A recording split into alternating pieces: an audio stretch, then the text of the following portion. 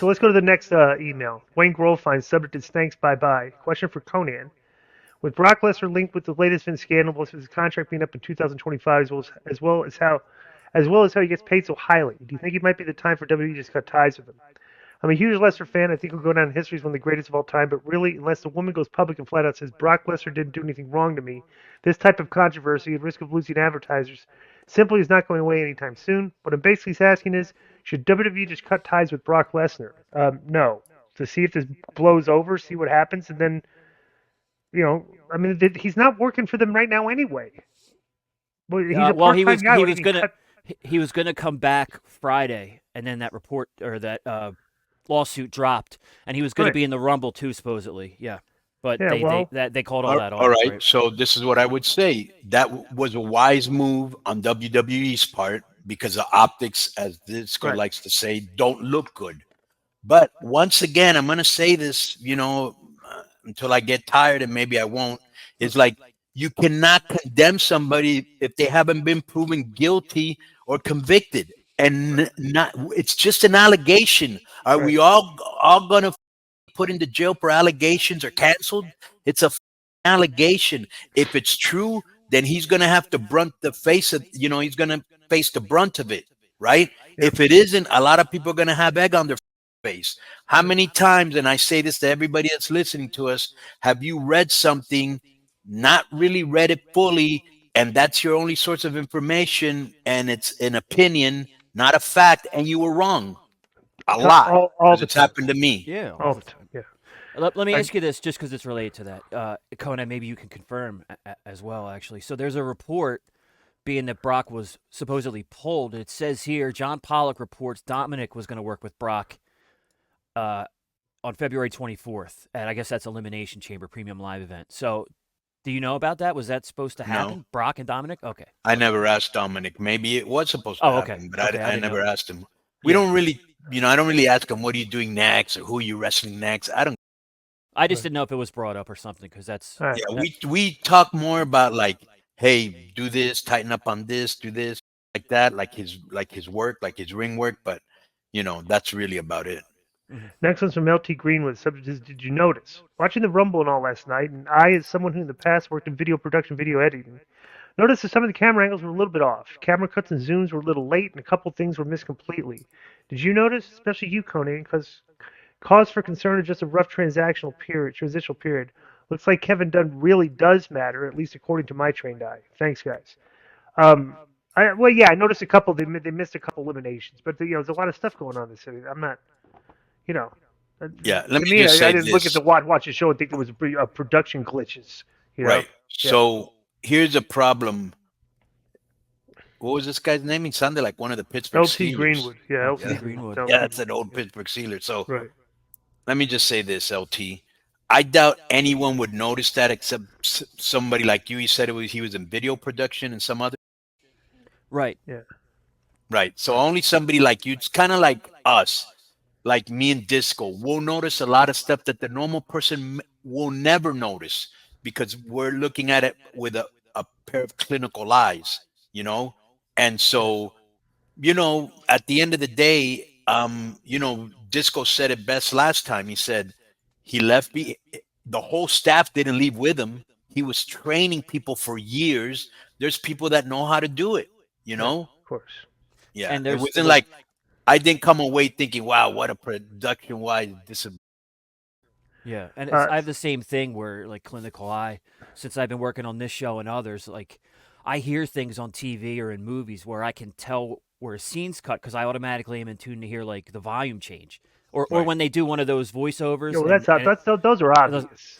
I mean, I know, but I mean, I'm like super in tune to it now. Yeah, what you weren't before because you didn't know what to look for, and that happens to me too. So what I try to do when I see a movie or wrestling match, I try to just be a fan and not over critique it until it's done.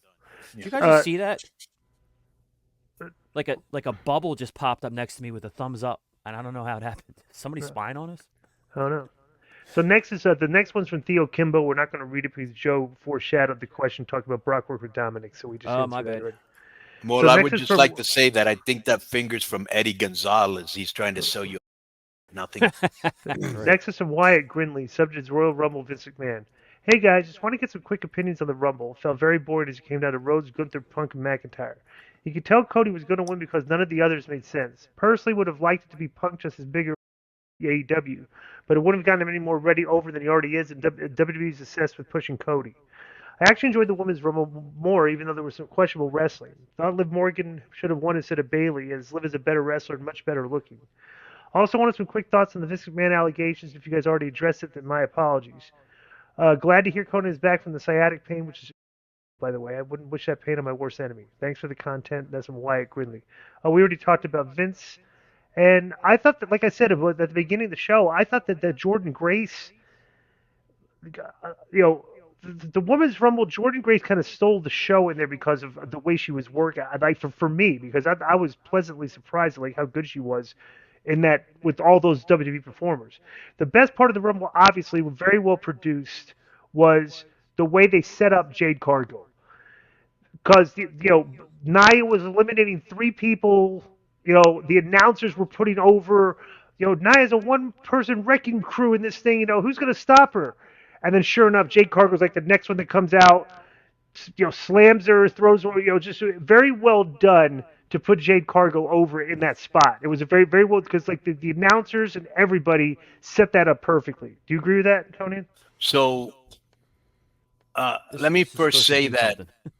Huh? Go ahead.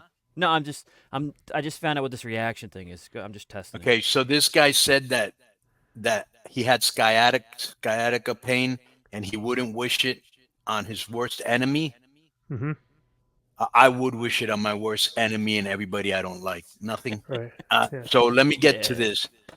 So this guy is obviously a Punk fan, okay? And he contradicts himself when he goes that, what was the part that he said where, like, nobody made sense. Nobody else made sense or something like that. Well, didn't Punk make... didn't Punk make any sense? You're contradicting yourself. And bro, how can the last 4 guys were the last 4 guys that it should have been? That was very good booking. It should have been Gunther, Drew, Punk, and fucking said. Cody. So, remember we talked about before? That's probably who the final 4 is. We did foreshadow that because that's the best way to do it. Right. Great booking. Yeah. And I will say this: Liv is not a better worker than Bayley. Okay, and she's not a better talker. Yeah. Let me just say that. What did you think about the Jade Cargill spot? Excellent, and I knew it would be excellent. Right. I knew they were not going to waste this time on her. Oh, so let me tell you what happened. So when I went to WrestleMania, the day before Disco, they had rings inside of these big conference rooms. Okay, you didn't have to go out to the arena. They had rings inside of different conference rooms, and they had like 2 rings in each room, and the agent would go in there and they'd go over it with you like until you got it. You know what I'm saying? Right. So like, there's a reason why they're on top of their game. Jade Cargill probably went over that 50 times until they were sure it looked good. Right. Next is from Kevin Gilroy, and subject is Meltzer versus Triple H. Dave Meltzer's been going after Triple H for avoiding a very important question at the Royal Rumble post-show media scrum, yet we all know that Meltzer defended Tony Khan for dodging the Jericho because the company owner, you have to play it safe around these kind of issues, false as they may be, unquote. So my question for you guys is what's up with Meltzer having such a hard Triple H right now? Triple H not answering those questions is a smart legal move to do. Those dirt sheet guys in the scrum should have known better than to ask Triple H. John Alba has to be the dumbest man on earth today. Is he really thought he was going to get the answer to his question? Conan, what do you think? Basically Triple H, he didn't want to, when they asked him about Vince McMahon, he said, I want to focus, we had a very positive week and stuff. But my question is what I would like to ask Dave Meltzer, what would you have said? Right. It's very easy to criticize the guy and say, let's say, okay, in your opinion, what should have been his answer to the question? Okay. I have a question. Go ahead. First of all, who's John Alba? That's the guy that does the thing with Eric. Yeah, he's been a wrestling reporter. He does strictly business with Eric Bischoff. Who? And so he was the one that asked the question? Yeah. Okay, I've seen he really dragged what's this guy's name? Triple H over this. Now, is it true that I don't remember what he said, so you remind me.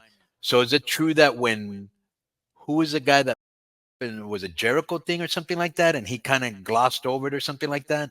When Nick Hausman brought up the Jericho stuff, he kind of I mean, No, it's but this guy's saying in this letter that Dave defended Tony on something else. What I was said it? you got to be real touchy around issues like this, basically. Kind of like the same.